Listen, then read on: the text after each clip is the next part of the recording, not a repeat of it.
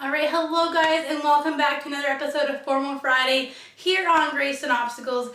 Today I thought I would do the Ttc tag, which is the Trying to Conceive tag, in light of the fact that it is Canadian Infertility Awareness Week. So I thought that kind of lined up well. A lot of these questions I have answered in some of my other videos, but they're kind of mixed between a dozen other videos, so I thought I would kind of put all the questions and answers into one video, so it's a lot easier for you guys to check things out and to kind of get to know me better on a more personal level, especially when it comes to TTCing. And so I know previously I had said that this week's Formal Friday was going to be my infertility awareness video. However, that will be coming out tomorrow on Saturday. It's just taking me a little bit longer to get all the submissions in, to get things edited. So I'm going to have two videos come up this week.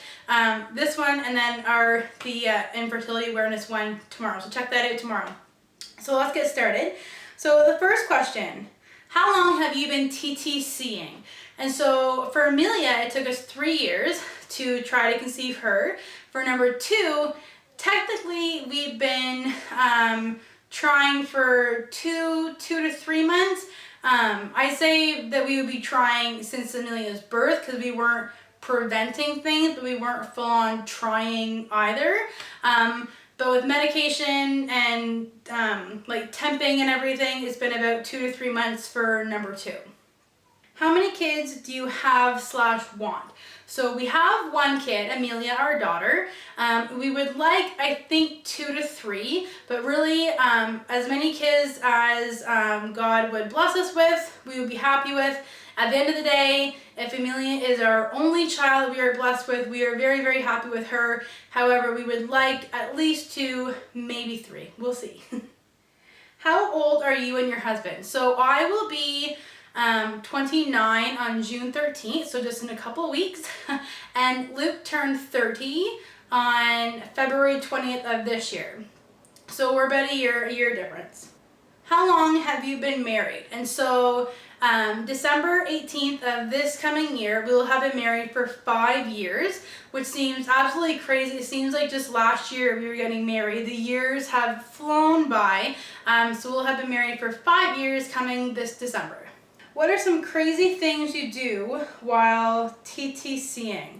Some crazy things I do. Well, first of all, I am addicted to peeing on a stick, and so I go through a lot of pee tests. So that's something crazy that I do. And something else, probably during the 2-week wait between ovulation and being able to test, I do a lot of symptom spotting. So every time that I have a headache, or I feel like I have a metal taste in my mouth, or I'm cramping, or I'm like peeing a lot, I'm like, oh, I've got to be pregnant. I'm constantly symptom spotting, constantly going on Google and being like, is this an early pregnancy symptom? I'm obsessive when it comes to it, and I need to try and kind of tone that back a little bit because it becomes very stressful and very obsessive. And sometimes I feel like that actually gets in the way of us being able to actually conceive a child because I'm so stressed out and so obsessed with everything that has to do with trying to conceive. So those are some of the crazy things that I do. Have you been diagnosed with any kind of infertility? Yes, and so I did a video on this a little while back, which I'll have posted below. So whenever I was 14, I was diagnosed with PCOS, which is polycystic ovarian syndrome. And so basically it inhibits me from being able to ovulate on my own. It has a bunch of other symptoms as well. You can check out the video if you want to kind of get a better idea of that. But and so I have to go on fertility medication, mainly Prometrium, which helps me to get a period because I don't get a period on my own, and then Clomid in order to help me ovulate. And so I'm on 2 different kind of medications for the PCOS to try and help me be able to get pregnant. What keeps you busy in the 2-week wait? I try to keep myself as busy as possible because that has got to be the hardest time in between cycles, is waiting between ovulation and getting your period. That 2-week wait is extremely difficult and stressful. Amelia keeps me very, very busy, but I'm not gonna lie, every day that goes by, I'm checking my temperature, I'm symptom spotting. I always say I'm gonna wait until like the 14 days past ovulation to test, but I end up day 7, day 8, I'm starting to test and I drive myself insane. So I'm gonna have to try and find something else to keep me busy during that 2-week wait. So if you have any suggestions on things that can keep you busy during that time frame, please put them below in the comments, because it is extremely difficult. Some people would say that waiting to ovulate is even more stressful, and it can be for sure, especially whenever you don't on your own. But I find that 2-week wait, it goes by very, very slow. What day do you usually ovulate? So this is a tough question for me because I don't usually ovulate. But for instance, last cycle, I think I finally ovulated. I think I was on day 17 or 18. I think I was on day 18 when I finally ovulated. Right now I'm on I think I'm cycle day 21 right now. And I finally got a positive ovulation test, which means that I should ovulate in the next 24 to 36 hours. But only my temperatures, whenever I look at them in the morning, are going to be able to really confirm that. So for me, whenever I got pregnant with Amelia, I think I was cycle day 18 when I was able to get pregnant with her. So there's never a set day that I do ovulate when I actually do. It's very, very sporadic, all over the place. So usually between cycle day 17 and cycle day 23, somewhere in there. What gender are you hoping for? So when we got pregnant with Amelia, I think it took us like 4 ultrasounds to find out the gender. She kept her legs very, very closed. And so we went for a 3D ultrasound to find out the gender of her. And I really, really, really wanted a girl. I kept telling people, you know what, if it's a boy, that's totally okay. But deep down inside, I was like, I really, really want a girl. I want to have that relationship like I had with my mom. And so as soon as the ultrasound text said that it was a girl, I just was absolutely over the moon thrilled.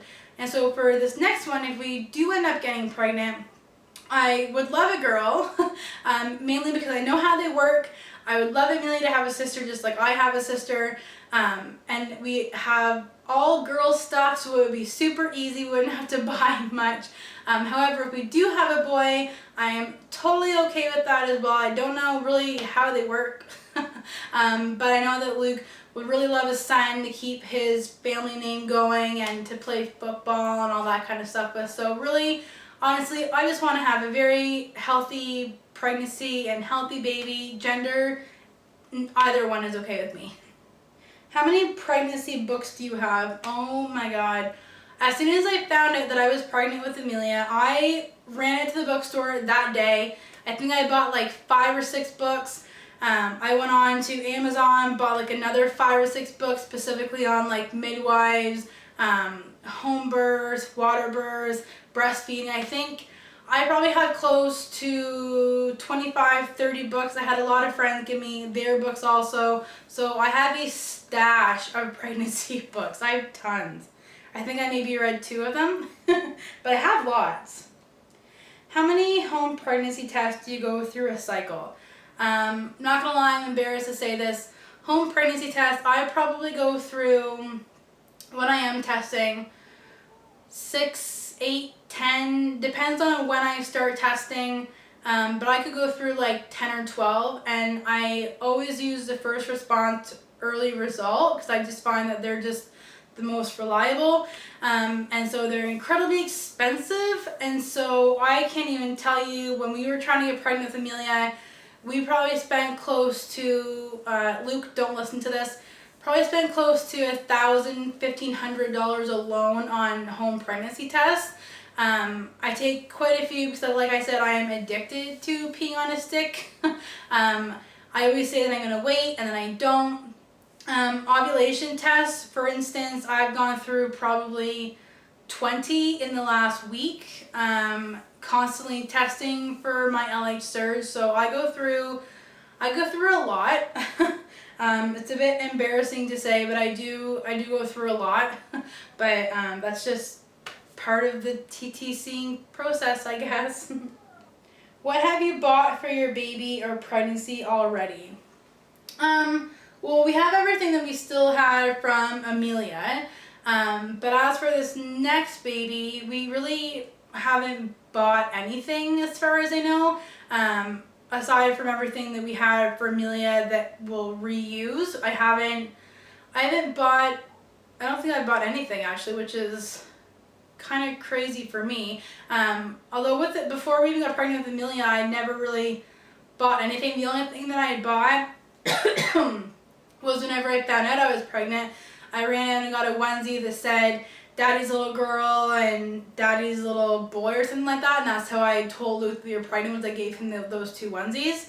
So that's really all that we bought beforehand with Amelia also.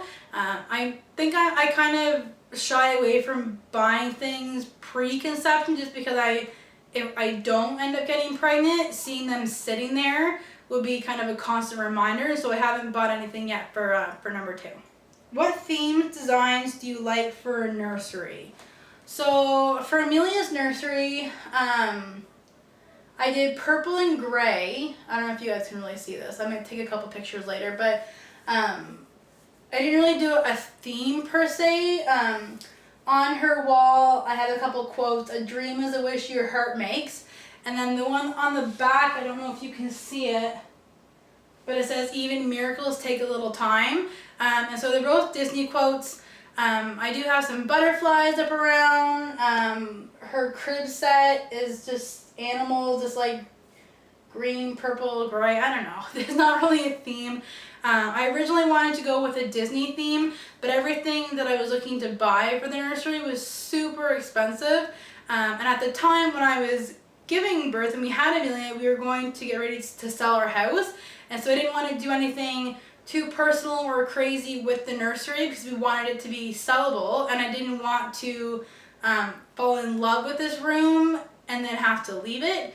And so I do like the Disney theme. I like chevron. I just like light pastel colors, nothing too crazy.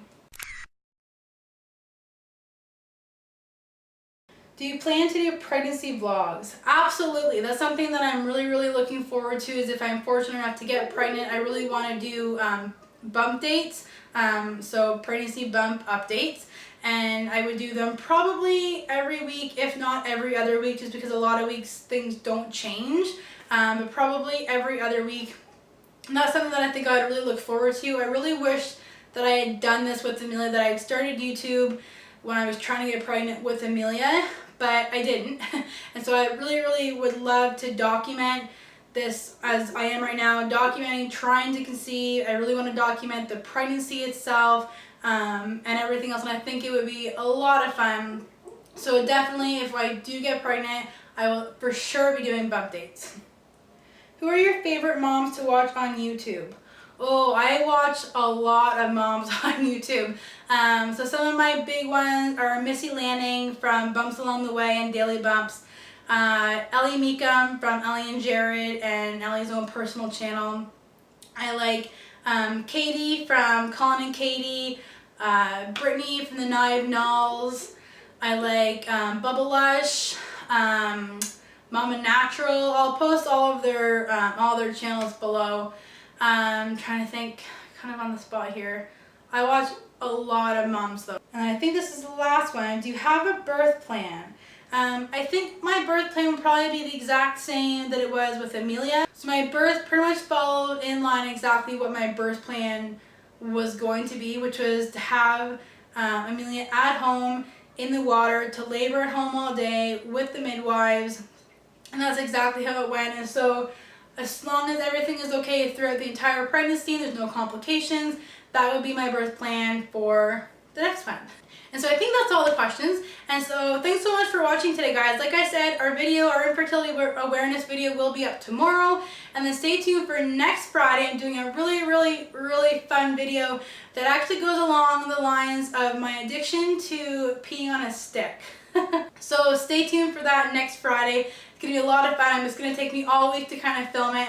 And so I'm really, really excited about that. And so if you liked the vlog today, guys, give it a thumbs up. I'm going to post below all the videos that I have that are related to trying to conceive, PCOS, infertility, so those will all be posted down below, as well as all the channels for all the moms that I mentioned, and any that I forgot to mention, they'll also be all posted down below. And thank you to all of our new subscribers. We've had a lot come in the last few weeks. If you are just watching us now for the first time, welcome. If you want to keep following us, press that red button. We welcome everybody, and we appreciate every single like, comment, and subscriber. So if you like the vlog, give it a thumbs up, leave a nice and friendly comment below, and we'll see you guys next Friday. Bye.